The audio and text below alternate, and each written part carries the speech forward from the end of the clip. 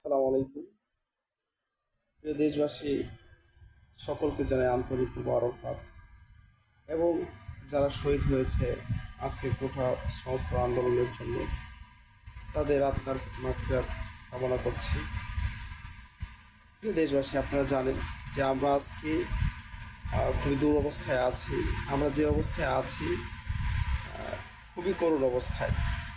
তাই আজকের ছাত্র সমাজ যেভাবে আহ, লাঞ্ছিত, অপমানিত, অপদস্থ হয়েছে, সে অপমান অপদস্থ যেন ভবিষ্যতে আমাদের পরের প্রজন্মটা যেন, যেই ছাত্র সমাজ আসবে, সেই ছাত্র সমাজ আপাতত যেন তারা ফেস করতে না পারে লাঞ্ছিত, অপমানিত, অপদস্থতা।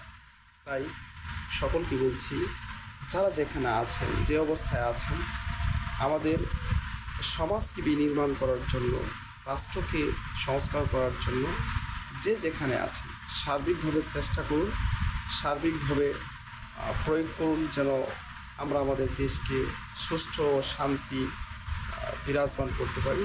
সেই দিক থেকে প্রত্যেকেই প্রত্যেকের জায়গা থেকে সমাজকে বিনির্মাণ করার চেষ্টা করুন, রাষ্ট্রকে বিনির্মাণ করার চেষ্টা করুন।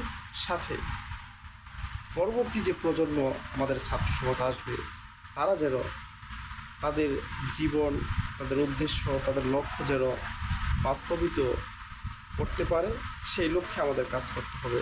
সেই দৃষ্টিকোণ থেকে আমি সকলকে বলছি যে আপনারা আপনাদের জায়গাগুলো সঠিক রেখে কাজ করুন, যেন ভবিষ্যৎ প্রজন্মের ছাত্র সমাজের কোনো ধরনের কোনো কিছু রক্তপাত না করতে হয়, যেন রক্তক্ষরণ করতে না হয়, যেন তাদেরকে শহীদ হতে না হয়, যেন তাদের রক্ত রাস্তায় না ঝরে, যেন তাদের রক্ত তাদের মায়ের বুক খালি না হয়।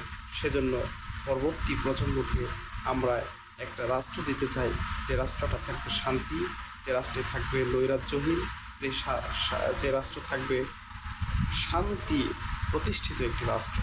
তাই সকলেই সকলের জায়গা থেকে চেষ্টা করুন যেন রাষ্ট্রটা আমরা দিতে পারি সুন্দর, মনোরম, সুস্থ।